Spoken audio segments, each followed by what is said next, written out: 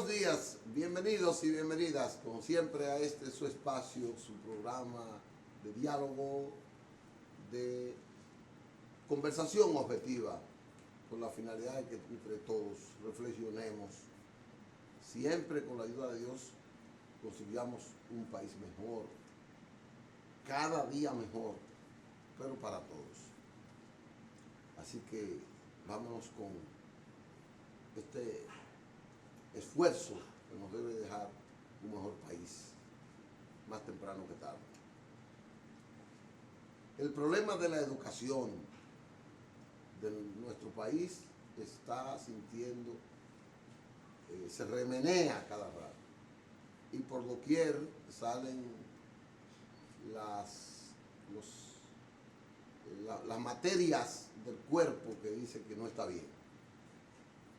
Y es un tema de analizar permanentemente.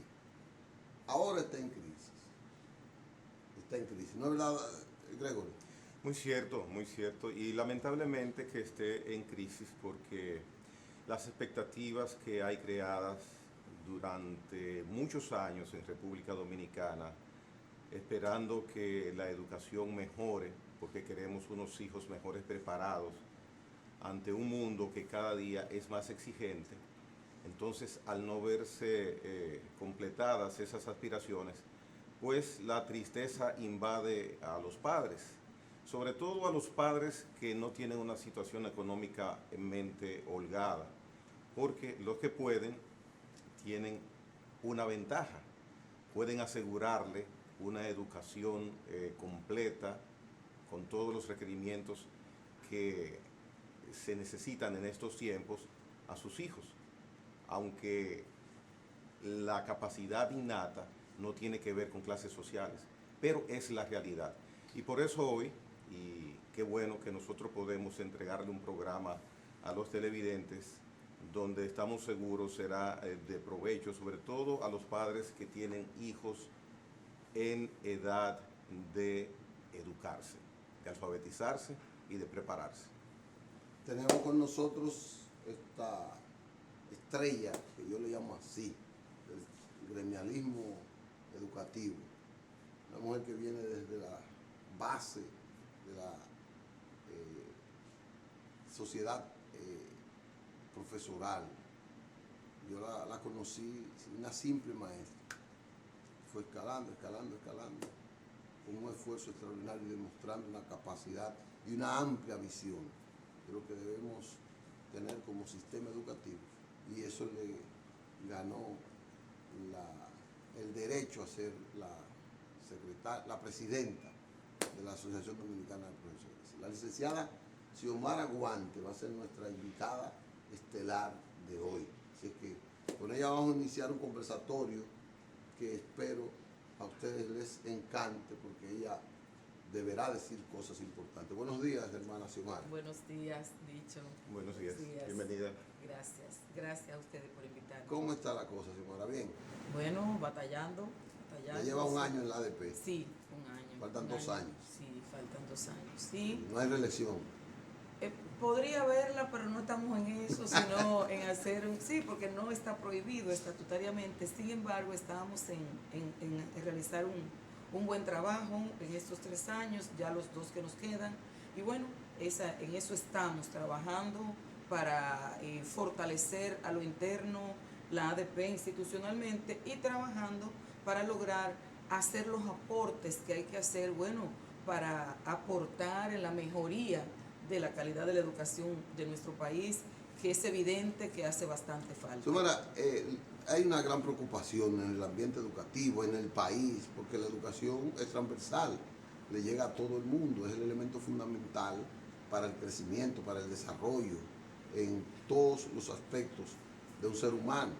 Entonces, la educación tiene mucho que ver con los factores Estado, maestro y demás recursos. Pero ahora hay una crisis que uno no sabe por qué esa crisis está originada, y como que no se explica ni de un lado ni de otro, y tememos nosotros, los que estamos fuera, que se radicalice donde solamente pierde el estudiante. ¿Cuál es la causa de este conato de crisis que hay ahora? Bueno, ciertamente, como tú bien lo planteas, hubo una crisis reciente. Me parece a mí que ya pasó la crisis. Sin embargo, quiero decirte que yo tampoco comprendo, y me parece que los dirigentes de la ADP que puedan estarnos viendo tampoco comprenden por qué viene. Porque ¿qué ha hecho la Asociación Dominicana de Profesores? Desde que nosotros nos juramentamos el pasado noviembre, en el 2018, presentamos al ministro de ese momento un documento que contenía, bueno, reivindicaciones que son de la escuela, digo yo, porque hay reivindicaciones del Magisterio Nacional, pero en este documento que nosotros entregamos y que posteriormente le entregamos el 14 de marzo de este año 2019 al actual ministro de Educación, Antonio Peña Mirabal, contiene la mayoría de los puntos, tiene que ver con el tema de la calidad, con el tema de la mejoría, con el tema de currículum, con el tema de las condiciones de nuestros centros educativos. La ADP en septiembre recién pasado realizó un estudio a propósito del inicio del año escolar en agosto para determinar, para ayudar al ministerio a identificar los centros educativos en malas condiciones. La verdad que este año escolar 2019-2020 inició en unas condiciones dramáticas en términos de infraestructura, en términos de insumos en los centros educativos. En cualquier dramática, nosotros hicimos una investigación que la presentamos al país el 26 de septiembre de este año y los medios daban cuenta, bueno, se desnudan las miserias, la ADP desnuda las miserias del sistema educativo dominicano. Bueno, no quisimos desnudar miserias, lo que quisimos fue poner de manifiesto cómo iniciábamos el año escolar con centros educativos en condiciones de verdad, centros educativos hasta sin baño. Muchos centros educativos hasta sin baño. Entonces, nosotros tenemos una gran tarea y es de develar cuáles son las debilidades para que podamos buscar soluciones. Entonces, hicimos eso. Y en todo lo que le presentamos al Ministerio de Educación hay un tema que envuelve lo que tiene que ver la mejora de los aprendizajes. Nosotros hemos trabajado con el Ministerio de Educación en 7 comisiones, bueno, y una sola comisión tiene que ver con dignificación docente, que también es un elemento importante, vital, que no se puede dejar de abordar, vital. Pero nosotros tenemos ahí un tema que habla de calidad educativa. Y en ese tema está una exigencia nuestra al Ministerio de Educación que utilice los resultados de la evaluación por desempeño para que con estos resultados pueda diseñar los planes y los programas de formación continua de los docentes. Le hemos exigido en ese eje. Bueno, pero ya eso es otra etapa. Yo no quiero que, porque vamos a entrar a ese tema, y qué bueno que ustedes ya se hayan adelantado, sí, a una propuesta, sí, o con una propuesta, claro, pero formal. Pero me chocó mucho lo de dramático y que es desnudando la miseria del sistema. O sea, ¿cuál fue la reacción del Ministerio de Educación en torno a esa propuesta que hace apenas 2 meses o 3 meses ustedes hicieron? Y quisiera complementar o extender lo que el dicho te menciona, Xiomara, en el sentido que es como un descubrimiento. Se supone que en una escuela donde no hay baño, no es que quitaron el baño hoy y ya no existe. Claro que no. Se supone que es una situación que viene arrastrándose. Si esas infraestructuras estaban así, como ustedes lo determinaron, no es de un día para otro. Entonces, ¿cuál es la supervisión del Ministerio de Educación y cuál es el destino de los fondos que se destinan para reparar y construir infraestructura? No se entiende entonces. Bueno, tú has dado en la diana. Hay un tema que nosotros dijimos, bueno, aquí hay un tema de una debilidad en la supervisión y en el seguimiento. O sea, tú no puedes tener un aula, una infraestructura, un centro educativo, y entonces si no hay supervisión, bueno, pues se te puede caer y tú ni cuenta te vas a dar. Ahora bien, también ese tema que tú dices de los fondos para la remoción de centros educativos, hay un recurso que debe llegar mensualmente a los centros educativos, que es el llamado de descentralización. ¿Qué es la descentralización? La descentralización son unos fondos que, como el nombre lo dice, descentralizados, llegan a las regionales, de las regionales van a los distritos y los distritos tienen que mandar ese dinero a los centros educativos. Creo que se inició en la gestión de doña Milagros Ortiz. Que es, fíjate que es con la descentralización que se resuelve en las reparaciones menores en los centros. ¿Qué ocurre?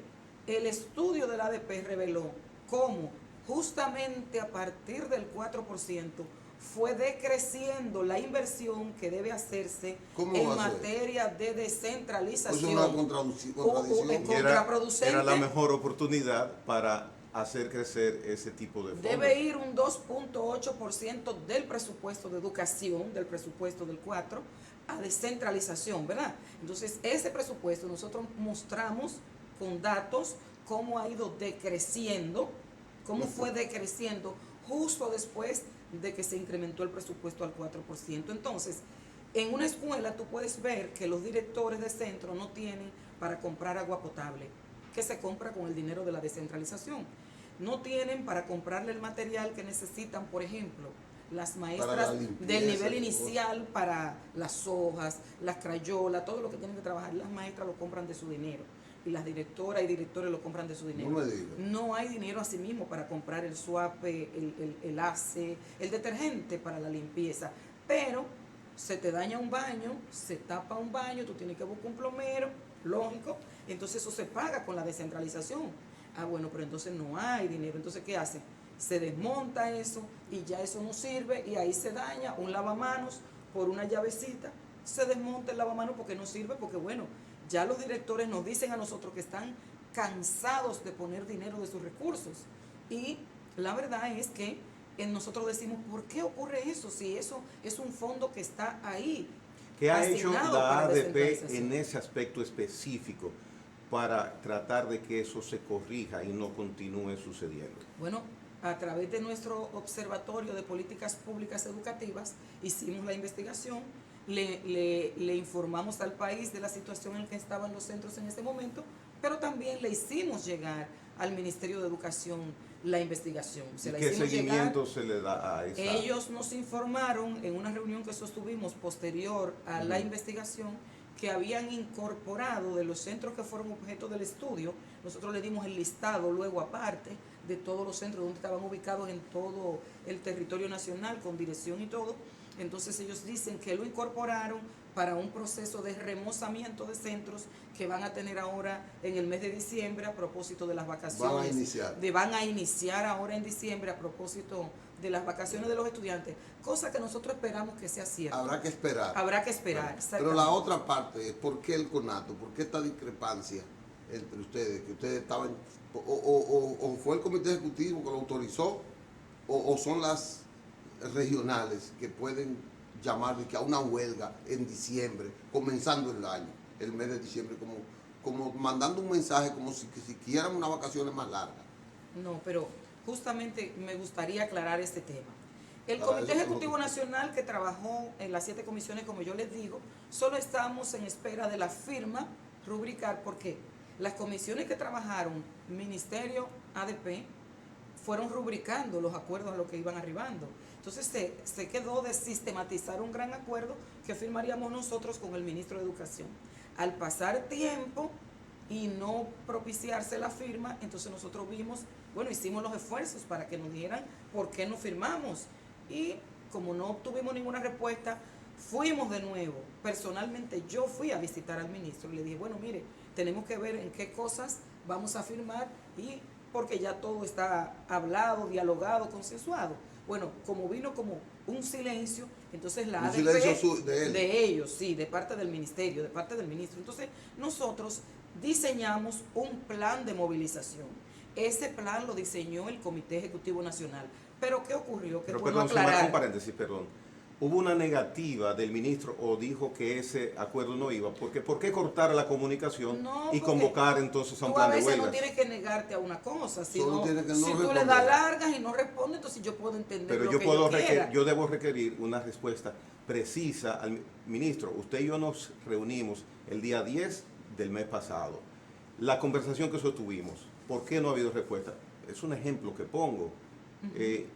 Pero veo que se corta drásticamente la comunicación y se decide hacer huelgas. Es un derecho que ustedes pueden tener, pero hago la pregunta. No, porque nosotros lo visitamos.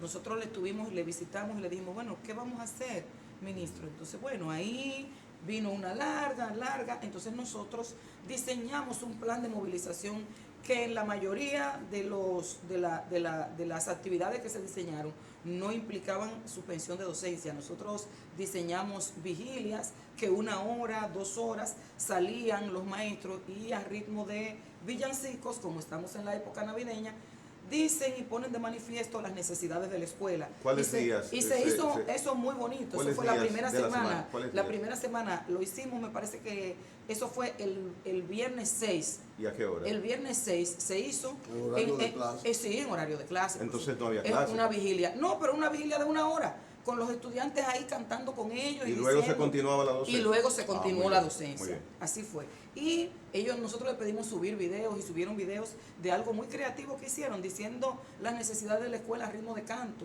con los estudiantes y todo, y luego docencia. Bien, el error Eso era para estuvo- enviarle un mensaje al ministro de que un ustedes estaban mensaje. dispuestos. No, y además, bueno, pues le estamos diciendo a la sociedad qué cosas nosotros estamos develando que pasa en el sistema. A ritmo de música, los compañeros estaban explicando la situación que tienen los centros Novedoso. educativos. Diseñamos también una movilización, una vigilia aguinaldo, le llamamos, para el día 13 de diciembre frente al Ministerio de Educación, que luego ustedes saben que la dejamos sin efecto. Y eso no era una vigilia que contempla suspensión de docencia, porque íbamos a estar un presidente, que tenemos 5 dirigentes de unidades de base en cada escuela. El presidente o la presidente estaría en la actividad y los dirigentes de ese municipio o de esa seccional de la ADP. Entonces no implicaba suspensión de docencia. Hubo un error. ¿Cuál error? Que algunas seccionales comunicaron, no que el plan fue de ellos, el plan fue de nosotros. Ya. Ahora, comunicaron como que la ADP está suspendiendo la docencia porque nos vamos de vacaciones más temprano. Y el tema de la comunicación es vital, porque si tú me dices, yo estoy elaborando todo un plan de movilización que incluye las últimas 2 semanas de docencia de Navidad e incluye esta actividad, es diferente a que tú digas, yo voy a entregar las escuelas porque nos vamos de vacaciones antes. Y eso es Bueno, inaceptable. la gente percibió eso. Entonces nosotros no orientamos eso, nosotros orientamos las últimas 2 semanas de protestas, pero protestas con todas sus actividades que llevan. Pero ciertamente hay que admitir que algunas seccionales no que tomaron la decisión unilateral, fue nuestra, reitero. Fue una confusión. Sino la forma en que lo comunicaron causó una confusión en la ciudadanía de que era porque que nos vamos de vacaciones, nos vamos de Navidad, nos vamos. Y ¿Qué de ninguna manera reporte es eso. ¿Qué reporte hay de asistencia de estudiantes ayer y hoy? Bueno, O ayer, por lo menos, ayer tú lunes. sabes que 2 elementos influyen. Siempre esta última semana es un poco floja, siempre ha sido así en materia de asistencia. En algunos casos reportaron los compañeros asistencia de un 100%. Por ejemplo, en el Gran Santo Domingo hubo asistencia prácticamente masiva, en algunos pueblos un poquito menos, 40%, 50%, 60%. Pero además hay un elemento que influye en el tema de la asistencia para esta fecha, y es que el INAVIE, quien es que suministra los alimentos, desayuno y almuerzo escolar, hizo un calendario y suspendió el alimento para esta semana. Eso no puede ¿Y por qué ser. la suspendieron? No lo suspendieron, bueno, habría que preguntarle a ellos. Hay todo un cronograma. Pero y no ha habido una todo comunicación. Un calendario. Perdón. INAVI es directamente Instituto del ministerio. Nacional de Bienestar Estudiantil. Tiene sus recursos y su Sí. programación. Entonces ellos enviaron un cronograma en el que decían cada día que suspenden el almuerzo. De hecho, nosotros tuvimos ayer la información, porque nosotros hicimos el recorrido, ¿verdad?, llamando a los compañeros de sitios donde Pues obligatoriamente sí, no, solo podían entiendo. laborar hasta mediodía porque no había comida. ¿Cuándo Entonces, si reciben- no hay almuerzo, ¿cómo van a estar hasta las 4 de la tarde? ¿Cuándo ustedes reciben información sobre las fechas que tiene ese cronograma de suspensión de almuerzo? No, eso se recibió justamente porque también hubo situaciones de esa índole, de que hubo seccionales que tenían la información, inclusive directores distritales que habían suspendido la docencia desde el 13 porque ya sabían que el INAVIE no iba a suministrar almuerzo. Entonces todo eso se combinó. Pasó, por ejemplo, en la regional 16 de Cotuí, que tuvieron que suspender la docencia, ellos mismos anunciaron que suspendían la docencia desde el distrito porque ya se había conocido el calendario hace más de 2 semanas y el calendario del INAVIE decía que no iba a haber comida ni son de los absurdos. De hecho, cotidianos ayer de no nuestro llegó país. almuerzo a la mayoría de los centros educativos. Te voy a decir una cosa. Son de los si absurdos. yo tuviera el ADP, cuando eso ocurre, como eso va a trastornar. Directamente donde el ministro. No, yo de una vez se lo digo a la población. De una vez. Sí. Pero eso Porque, es insólito. No, porque, oye, porque si la ADP ve eso, ve que hay se va a trastocar el calendario inmediatamente. Entonces, diciembre, ¿qué va a pasar? La ADP no quiere trabajar, por eso soltaron a las 12. La gente, los padres no van a entender eso. Licho, Entonces, los padres saben. Ocurre también, y ustedes saben eso, que en nuestro país se está dando un fenómeno los últimos años y es el tema de los medios de comunicación. O sea, hay medios, obviamente, muy independientes que respetan la opinión pública y se hacen eco de lo que se publica en el momento y no importa quién lo publique. Sin embargo, ustedes saben que aquí la mayoría de los medios, hay que decir eso, la información que se publica es la que a mí me interesa o a alguien le interesa que yo publique. Entonces, ese tipo de cosas no trascienden por esa ¿Y situación. quién tiene tanta fuerza en los medios que solamente se publica la mayoría de las veces lo que le interesa? Ajá, tú me vas a preguntar eso a mí si tú te lo sabes. No tengo idea. mira, antes de Bueno, que ella te diga eso, vamos a continuar con el tema, vamos a continuar con qué ve el ADP en función de lo que necesita el país Claro. en un sistema educativo y de otras reivindicaciones que necesita el sistema, incluyendo a los maestros como el elemento fundamental para la difusión del conocimiento en esa parte. Pero vamos a una pausa y venimos en breve otra vez con Xiomara Guantes, presidenta de la Asociación Dominicana de Profesores. En breve estamos con ustedes.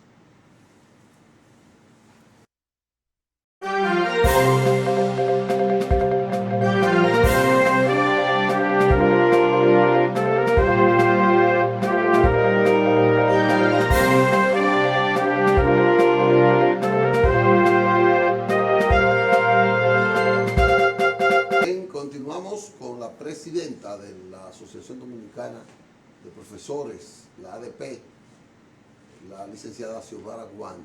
Hoy está dando la versión de por qué esta discrepancia del magisterio, que gracias a Dios ella ha dicho ya ha comenzado a limarse la aspereza que siempre se da. Xiomara, al final del segmento anterior, a mí me quedaba la duda de si había algún tema específico, fuera de todo lo que ha esbozado, que mantenga esa como intranquilidad del magisterio. O sea, hay algo particular que no le ha llegado al magisterio de acuerdos que se hayan hecho y que ustedes consideran imprescindibles. Pero por supuesto, casi todos los temas que tenemos, porque yo te quiero decir, Pero es que está no contemplado, cumple el ministerio. te quiero decir esto, está contemplado en esos acuerdos que tenemos pendientes de firmar, regularizar la tanda extendida. Regularizarla significa regularizar el tema del horario, que el magisterio no tiene una hora precisa para almorzar, no tienen el tiempo para trabajar registros, para llenar notas, para recibir a los padres, para repensar su práctica, para hacer todo lo que hay que hacer dentro de la escuela que tiene que ver con su ejercicio docente. Ese tiempo no está. Y la jornada se contempló. Que no está. Te lo voy a explicar. La jornada se contempló con más horas y cada hora de esa, en el propio diseño de la jornada, tiene para qué se va a utilizar. En ese tiempo, que el maestro dueño de un aula que da matemáticas, que da lengua española y esas áreas, las áreas tradicionales, ¿qué iba a hacer? En ese tiempo tiene que tener un tallerista que venga a darme un taller que primero va a dar la integralidad a la educación pública y además son contenidos que se identificaron cuando se diseñó la jornada única como esenciales para que hablemos de calidad y de la formación de los individuos que queremos formar. Entonces, esos talleristas no están. ¿Y qué ocurre? Sí, perdóname. Mientras esos talleristas estuvieran trabajando, los maestros estuvieran entonces revisando. Llenando notas, se llevan las notas para su casa porque no tienen tiempo en la escuela. trabajando el registro, se tienen que llevar el registro para su casa porque no tienen tiempo en la escuela. Si tienen que recibir un padre o una madre, lo tienen que recibir, y los padres saben que estoy diciendo la cosa como es, dentro del aula, que es improcedente eso, lo tienen que recibir dentro del aula porque no pueden salir al salón de profesores porque los muchachos se quedan solos. Sí. Entonces, todo empleado, trabajador, quien sea, debe tener un espacio para comer tranquilo. Los maestros no tienen una hora específica para almorzar. Los maestros almuerzan junto con los estudiantes, y cuando dos estudiantes discuten o tienen algún tipo de diferencia en el momento del almuerzo, el maestro debe dejar su comida e ir a atender esa anomalía que ocurrió en ese momento, y eso es inhumano, eso no puede ser. ¿Y cuál sería la solución a ese aspecto? Ahí vamos. Nosotros hemos planteado, se planteó una ordenanza que modifique la que tenemos actualmente en materia de contenido y del horario, que deje claro los horarios para ese tipo de cosas. ¿Qué ocurre? Que el 29 de agosto, en un consejo de educación que se dio, el ministerio presenta una ordenanza que no tenía los talleristas, no tenía las horas, no tenía las áreas complementarias al currículum, y entonces nosotros, la ADP pidió... ¿Esa se está ejecutando? La que se está ejecutando no tiene ninguna área, no tiene talleristas. Esa fue la que presentó el ministerio. Y presentó una para modificar exactamente igual. Entonces la ADP pidió en el marco de este consejo que nos diéramos una comisión que viniera y trabajara de nuevo la ordenanza y le pusiéramos contenido finalmente. Entonces ahí todo el consejo estuvo de acuerdo con nosotros, se decidió una comisión que el ministro sometió a votación, en la que estuvo la ADP, y terminamos trabajando el ministerio y nosotros una nueva ordenanza, que qué bueno que el pasado día, me parece que el 1 ahora de diciembre, se aprobó, no, la semana pasada, esta semana que acaba de concluir, se realizó, se votó en el Consejo de Educación la nueva ordenanza que trabajó en un 70% la Asociación Dominicana de Profesores. Y eso es un legado a la educación de este país incalculable, y eso le crea a los maestros, por supuesto, y eso le crea a los maestros mucho estrés y le genera mucha ansiedad que con estos acuerdos se cumplan para que se pueda poner en funcionamiento esa nueva ordenanza. Primero, porque la jornada extendida está acabando con la salud física y emocional del magisterio dominicano. Y segundo, porque los maestros sabemos que si no hay contenido en la jornada extendida, no habrá forma de mejorar la calidad educativa. Tenemos otro tema que también le genera ansiedad al magisterio, que se va a conocer en esos acuerdos. El único empleado público que tiene que pagar licencias de salud son los maestros y las maestras. Un maestro está enfermo, además, por supuesto, además de que le descuentan en la seguridad social. ¿Eso es general? General. Si una maestra va a dar a luz, ¿usted sabe lo que ocurre? Que cuando ya el médico le da su licencia, que se va, ella tiene que salir a buscar una sustituta o un sustituto del área que ella imparte. Eso estaba abolido hace mucho. Mira, del área que ella imparte, y luego entonces, como ella fue que le vio la cara y ese dinero nunca aparece, lo tiene que pagar de su bolsillo, pero ya se lo descuentan mes por mes en la seguridad social. Entonces, ¿tú crees que eso es justo que ocurra? Entonces, el magisterio espera con ansias esa orden departamental que rija, señores, que cree el banco de sustitutos para que las maestras... Mire, eso es dramático, señores, pero que eso nadie lo sabe. Pero, yo estoy vendido. Una maestra con eso que está diciendo ahora, eso que está diciendo ahora, yo estoy seguro que hay muchos televidentes que no lo van a creer. No, yo lo digo donde quiera que voy. La gente, los padres, por ejemplo, no se lo entiende, saben. Tampoco se entiende eso. Sí, pero es así. Sí, mira qué pasa. Las propias debilidades de ese sistema y la falta de gerencia del Ministerio de Educación. ¿Por qué? Porque es tan sencillo que ese dinero está en la tesorería de la Seguridad Social. Entonces es crear una plataforma. La ley de seguridad social contempla que te descuentan hecho todos los meses por para eso. Tu periodo por supuesto. de enfermedad y de gestación. Y por enfermedad común cuando un maestro está enfermo. Entonces, esa es una situación que vive el magisterio que a nadie le preocupa. Ahora, a cada maestro le preocupa. Entonces, ellos están con ansias esperando eso. Están esperando con ansias maestros que están en las aulas y que quieren ascender en el sistema. Y hubo un concurso que ustedes saben y vivieron la situación que pasó con ese concurso, y nos pusimos de acuerdo con el ministerio de realizar otro concurso. ¿Para qué? Para el ingreso a la carrera, para que dejen de contratar maestros y para que los maestros que aspiran a directores puedan optar por el concurso para ascender en la carrera. Entonces, eso el magisterio lo espera con ansias, y hay un tema que también es de justicia y que nosotros fuimos y se lo presentamos en junio pasado al propio presidente de la República, y tiene que admitir que es un tema de justicia. Y ¿Ustedes personalmente se lo expresaron? Sí, claro. El pasado 28 de junio el presidente iba a premiar unos maestros a propósito del Día del Maestro que se celebraba el 30, y entonces el ministro invitó al ADP y nosotros le planteamos, nosotros vamos con usted, si usted nos pudiera conseguir aprovechar ese momento, una cita con el presidente de la República, y tuvimos la cita y con un documento formal le presentamos la situación de docentes, todo este tema, y de docentes que cobran un salario diferenciado en casi 7,000 pesos, o sea, los docentes del nivel básico de primaria, los docentes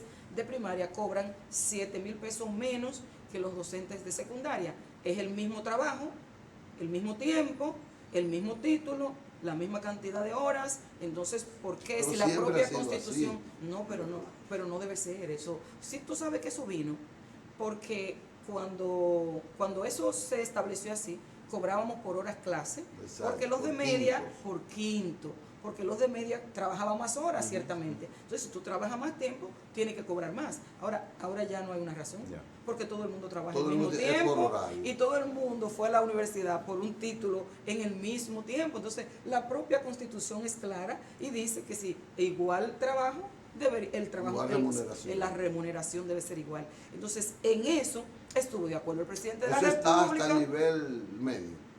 Sí, claro. ¿Ustedes lo piden hasta nivel medio? No, porque el medio ya tiene el salario. Entonces nosotros pedimos corregir la distorsión, elevar a los de básica a donde están los de media. En eso ninguno tiene diferencia con nosotros. Ahora, ha sido una lucha tremenda lograr que asuman que lo van a resolver. Nos plantearon que lo harían a proceso porque resulta un gran impacto. ¿El presidente le respondió? Sí, claro, nos dijo. Sí, entiendo que es una injusticia, personalmente a mí, y una comisión que me acompañó de 3 personas más del comité ejecutivo, más estuvo el ministro de Educación presente, y él dijo, entiendo que es una injusticia, lo único que en un solo presupuesto no lo podemos resolver. Entonces, bueno, lo tenemos planteado en los acuerdos. ¿Y qué monto significaría eso? Eso significa un menudito ahí, pero el ministerio tiene... ¿Pero sobrepasa el 4%? No, pero por favor, ¿cómo va a sobrepasar el 4%? ¿Y por qué no hay fondo entonces? El ministerio tiene. ¿Por qué no se puede hacer en un presupuesto? ¿Por qué no se puede hacer en un presupuesto dentro del 4? Y entonces nos han querido poner eso como una cosa muy grande, mandándolo a 4 presupuestos, lo que eso ¿Qué cantidad de maestros estarían involucrados? 68,600. ¿Sufriendo 68,600, casi el 100%, porque tú sabes que hay una ¿Cuántos mayor maestros cantidad. en total hay en el sector público? Activos hay unos 84,000, 87,000. Es el 80% activos. que está en ese programa. Sí, claro, porque la mayoría son de primaria o de básica. Bien, Xiomara, hay un tema que en las últimas semanas, al presentarse y conocerlo la opinión pública, ha preocupado a todos los sectores de la vida nacional, sobre todo a los padres, a todos los ciudadanos, y es el dar a conocer los resultados de la prueba PISA. Muchos han sido los culpables que hemos dicho que son responsables de esta situación, que si los docentes, que si la falta de recursos, que el Ministerio de Educación, y que no hay un plan específico. Ahora bien, yo pregunto, la ADP durante años ha mantenido un sistema de reclamo, de reivindicaciones justas, que pienso que todas, o la mayoría, y el mayor síntoma para que uno ha visto para poder ejercer ese derecho de esos reclamos es la paralización de la docencia, las huelgas. Esas paralizaciones habrán influido en que la prueba PISA dé esos resultados porque no se completan los requerimientos anuales del estudiante. Entonces hay una deficiencia en ese aspecto. ¿Cuál es la significación y la influencia que tiene esas paralizaciones de docencia durante tantos años para que tengamos una prueba PISA como la que hemos visto? Mira, pero yo cuando comenzamos a hablar del tema de prueba PISA, dije, pero no entiendo por qué tenemos que esperar que salgan los resultados de la prueba PISA para escandalizarnos y ver que andamos mal en Ustedes educación. advirtieron eso. Nosotros hemos advertido eso, inclusive en el estudio que le estamos diciendo y en otros que hemos presentado, son coincidentes con lo que dice PISA, a pesar de que yo tengo mi reserva con el tema de PISA, de si es una prueba idónea para aplicarla aquí o no. Pero lo que sí yo te puedo decir, que las que sí son idóneas y dan unos resultados peores que los de PISA, son las pruebas de tercero y de sexto grado diagnósticas que se aplican aquí todos los años, las pruebas nacionales que se aplican aquí todos los años. Y entonces, Esas son inadecuadas. yo te pregunto, ¿qué cosas está haciendo el Estado Dominicano, el gobierno, el Ministerio de Educación para mejorar en materia de los resultados, de los hallazgos que arrojan estas pruebas, que son una investigación como tal? Y les quiero decir más. En el 2015 el país participó en prueba PISA y los resultados fueron exactamente, casi exactamente los mismos que ahora. Ahora quedamos en último lugar en todo, en aquel momento en penúltimo. Es pésimo igual el resultado. Entonces, ¿qué hicimos del 15 hacia acá que no se refleja ninguna mejoría? Entonces les digo lo siguiente. Parece que lo que se ha hecho no es básico, no es lo importante, no es lo que se debe hacer. Y entonces yo digo que lo que se hace va en la línea en la que tú me preguntabas. Siempre que se encuentra un chivo expiatorio para culpar de los grandes males del sistema educativo, se habla mucho de un resultado, de una medición, y cuando ya se encontró el chivo expiatorio, olvidamos lo que es de fondo para resolver la situación. Nosotros tenemos problemas graves que el país tiene que afrontar con responsabilidad. El magisterio, claro, nosotros tenemos que asumir la cuota de responsabilidad que nos toca. Yo no he hecho una acusación. No, porque yo no me refiero a ti. Tú me estás diciendo las acusaciones que se hacen. Estás mencionándolas. Sí. No yo es me que fui tú al estás aspecto directo acusando. de Claro. la paralización de las docencias. Claro, pero yo te entendí. Y pienso que la teleaudiencia te entendió. Yo me refiero a que el ministerio hace acusaciones, promueve acusaciones. Y entonces yo digo, si cada uno hace lo que le corresponde, por ejemplo, ¿qué hace el Ministerio de Educación en materia de currículum? Nosotros tenemos un currículum por competencia, que la prueba PISA mide las competencias de los estudiantes de 15 años y nos quemamos. Pero el currículum por competencia aquí tiene 3 años. Ahora no ha llegado de manera puntual a los centros educativos, no hay talleres formales para que el magisterio pueda empoderarse del nuevo currículum.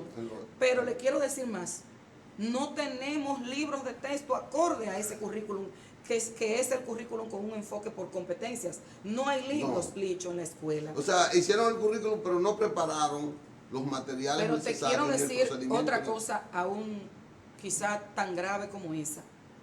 En una situación como la que se desenvuelve el proceso en este país, con hacinamiento en nuestras aulas, donde en el Gran Santo Domingo, en las 2 regionales más grandes que tiene el país, la 10 y la 15, el promedio por estudiante es de 48 estudiantes por aula. ¿Cuáles lugares son esos? Aquí en el Gran Santo Domingo, o sea, estoy hablando de las regionales más grandes, que incluyen 48 estudiantes por aula. ¿Creen ustedes que es posible que nosotros hablemos de calidad? Es exagerado. Clase con 80 estudiantes. Y yo con 67. Un amigo de él que se llama Sampaio Sí. fue parte de un curso de matemáticas, de trigonometría, de Claro. álgebra, que yo di, Sí, Zapayo. con 62 estudiantes. Wow. Pero les quiero decir que nosotros tenemos un problema desde el año 1995, que asumimos un modelo de promoción automática en primero y segundo. Ese tipo de políticas tienen que tener una revisión a cierto tiempo para tú ver si te está dando resultado. Yo digo, Xiomara, que nosotros tenemos que revisar la promoción automática en primero y segundo, porque a mí me parece que fui de los pioneros maestros de primero. La promoción automática En primero y segundo no hay porque repitencia. pasan aunque no Los sepan leer. pequeñitos, aunque no sepan leer. Entonces yo digo que fui de los pioneros en el 1995 de implementar esa política. Ahora, yo digo que nosotros tenemos a 25, 24 años de estar implementándolo como política, revisar cómo están saliendo mis bachilleres a esta fecha, cómo están los egresados de las universidades a esta fecha, que ya hay egresados de universidades que iniciaron con esa promoción automática. Tengo un problema de lectoescritura, ¿Tengo un problema de comprensión lectora? Ciertamente que lo hay. Si no, no fueran tan dramáticos los resultados de las distintas pruebas. Porque el que no tiene comprensión lectora no tiene capacidad de nada, ni siquiera de desarrollar una fórmula matemática. Vamos a entrar en eso, Xiomara. Entonces ahí es que está el problema. Vamos a entrar en parte del problema de la lectura. Pero vamos a ir a una Pero pausa. no queremos abordar eso de fondo. Porque y yo eso no es sé básico. por qué. Eso es básico. Vamos a ir a una pausa y venimos entonces ya con este último segmento para que hablemos de eso, la lectura comprensiva, lo que tenemos que hacer con el magisterio, la inversión que se debe hacer y esas cosas. En breve con ustedes, Xiomara Guante, presidenta de la ADP en este Periodismo y Sociedad.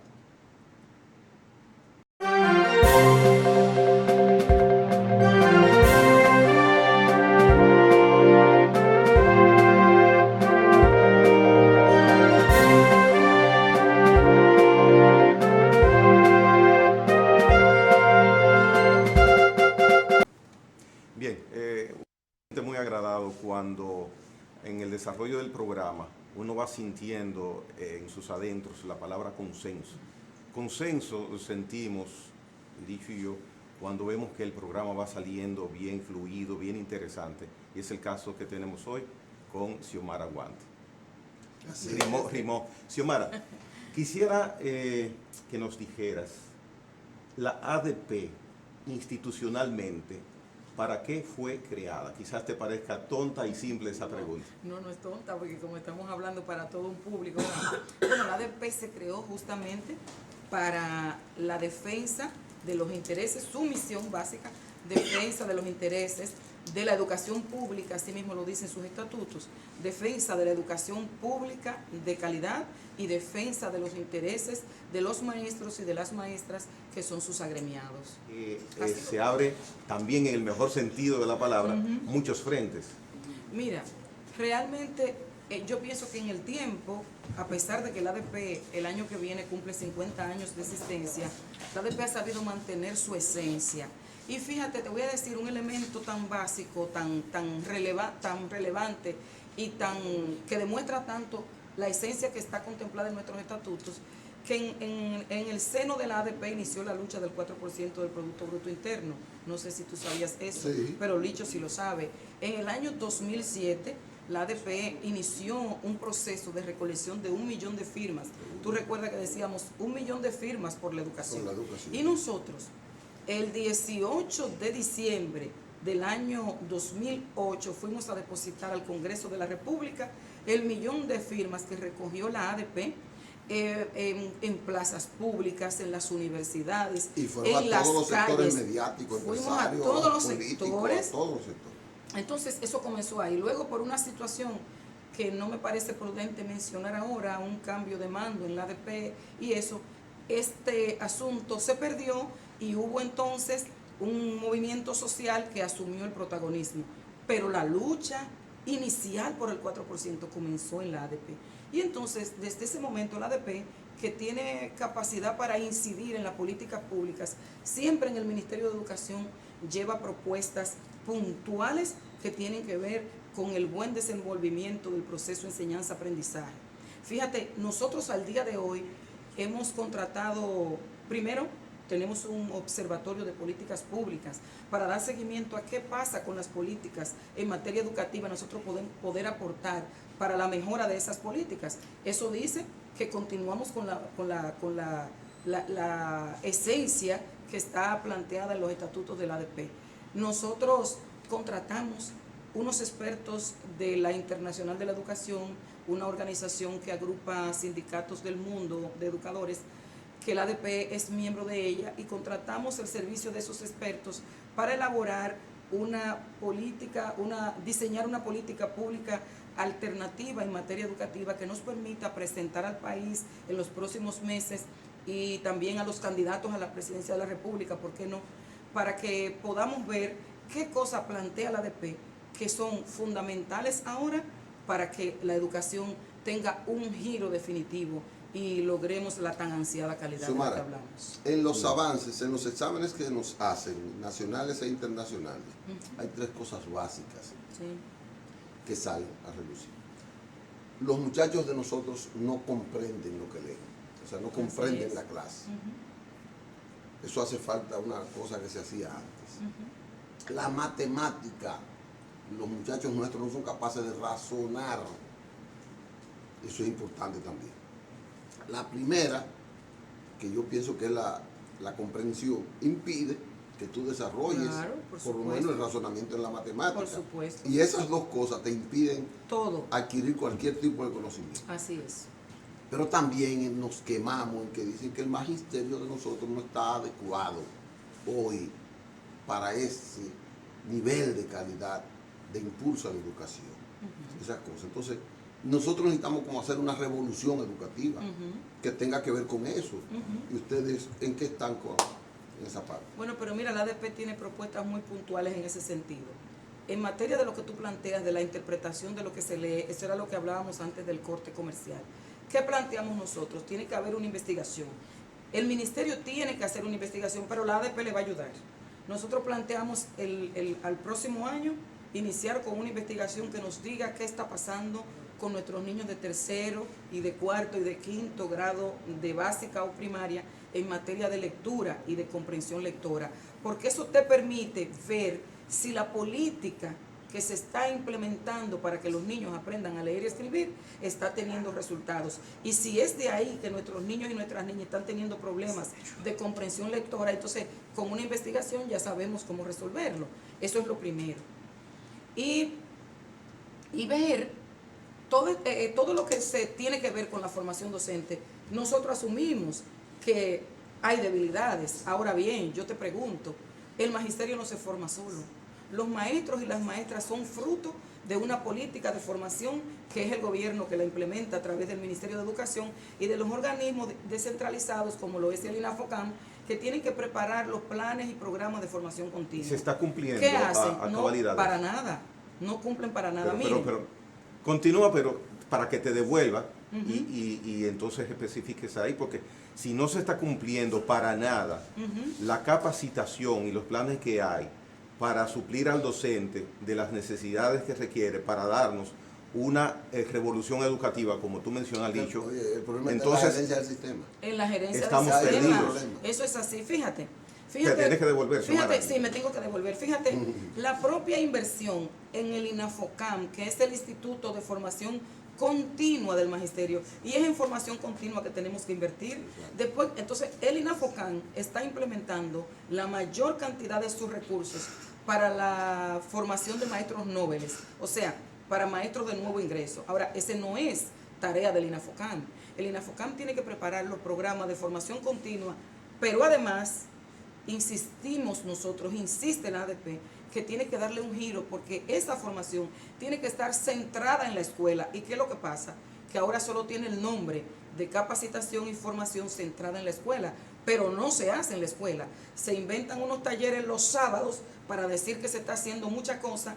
Y yo pregunto, después que un maestro se pasa la semana entera en una escuela, con una jornada extendida, con muchísimas situaciones de dificultad, tú le vas a decir un sábado que tiene que ir el día entero a la universidad y va a asimilar. Imposible. Imposible. Ahora, no es lo mismo. Yo hice una especialización una vez, hace muchos años, y esa especialización tenía, ese taller de formación continua luego, era en el aula conmigo ahí, y con una persona que iba, no para fiscalizarme, sino para acompañarme, y veía mi proceso, veía cómo era mi desempeño, y luego entonces al final del mes me decían, donde quiera que fallé, y venía una ficha que me permitía a mí yo mejorar mi práctica, y eso tuvo unos resultados, lo digo yo porque fui producto de ese acompañamiento. Es el sistema que anda mal, es el sistema. Anda mal el sistema, es un problema de pésimo. la metodología de la educación. Y no es nuevo lo que ella está diciendo. No. Del 70 y 80, yo te tengo que admitir que yo estudié educación. Nosotros teníamos en humanidades, había un acuerdo con educación. Lo dirigía el doctor Morejón, cubano. Y nosotros íbamos a hacer prácticas docentes a las escuelas en funcionamiento con maestros ahí, con los estudiantes.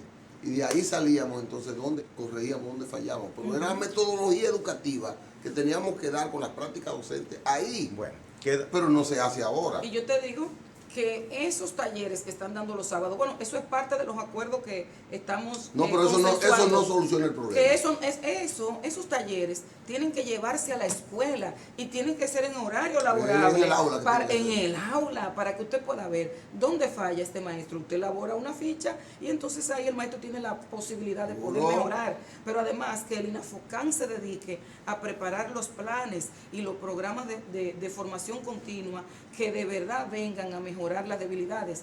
Hacemos evaluaciones de desempeño. Se hizo una en el año 2017.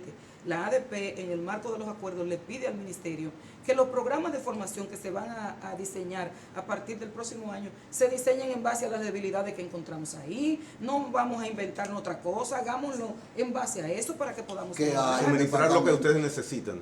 No, sí, claro, en materia de formación. Claro, o sea que en estos momentos el profesorado dominicano está sin recibir la capacitación que requiere para tener unos estudiantes bien formados. Y eso sin decir que las becas de maestría, de posgrado y de doctorado se pierden en los distritos porque entonces esperan de un amiguito, un compañerito, una gente para dárselo. Sí, eso es todo. Mira, vamos a cerrar.